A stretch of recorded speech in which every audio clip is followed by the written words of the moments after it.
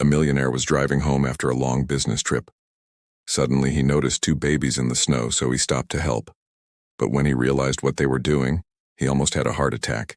It was the middle of winter. The millionaire was driving through a small town. As he turned onto Elm Street, he saw two little boys in the snow by the side of the road. They were too young to be out this late. He slowed down and rolled down his window. "Hey boys, do you need some help?" he asked. The children looked up at him with innocent eyes. One of them said, "Mister, can you buy us some food? We're so hungry." The millionaire's heart melted. It broke his heart to see these kids so helpless in the freezing cold. Without a second thought, he got out of his car and picked them up.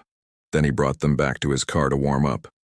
He asked them where their parents were and why they were outside in the freezing cold. "We went outside to play, but Mom and Dad haven't noticed we're gone yet," one of them said. The millionaire couldn't believe it. Parents could be so careless. He decided to take the children home and give them something to eat. When they arrived at his house, he introduced himself. "Hi, I'm Mike." "I'm John, and this is my brother Joe," said one of the children. "Nice to meet you, boys. Come inside. I'll make us some food," said Mike. Mike made the children hot chocolate and gave them food. They drank and ate everything in seconds. It was clear that they hadn't eaten in days. After filling their tummies, Mike gave each child a warm bath, and then he tucked them into bed. John and Joe were grateful for Mike's kindness. They thanked him and told him that he was the best man they knew. "You don't have to thank me. I'm just glad I could help you," said Mike. In the morning, Mike woke up early and went to check on the children. He was happy to see that they were sleeping peacefully. After the children woke up, they went downstairs to eat breakfast together. "Would you like to stay here as long as you want? I'm sure your parents will be very worried about you, though," Mike said. John and Joe nodded happily. They liked Mike very much. Mike called the police to let them know about the situation. Soon, two worried parents rushed to his house. They were over the moon to see their children safe and sound. "Thank you so much for taking care of our children, Mike.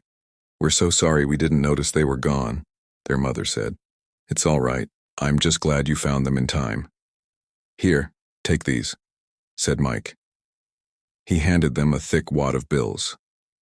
"What's this for?" the father asked. "For all the trouble you've been through. Consider it a gift from me," Mike said. The parents were about to refuse the money when they heard John speak. "No, Dad, this is for Mr. Mike. He saved us from the snow and took care of us. We really appreciate it," said John. Joe nodded.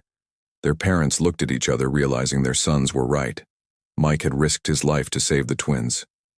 So how could he refuse the money? "Oh, Mike, thank you. We won't stand in your way. You really are an honest and kind person.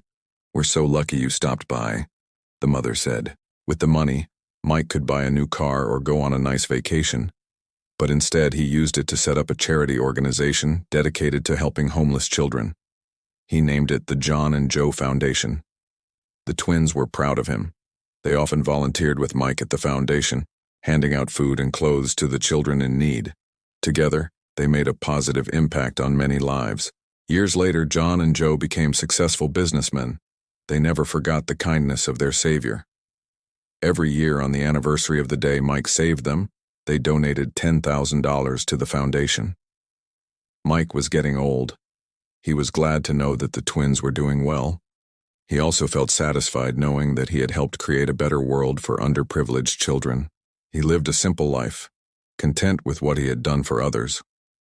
One day, Mike passed away peacefully in his sleep. He was surrounded by the love of the twins and everyone he had helped over the years.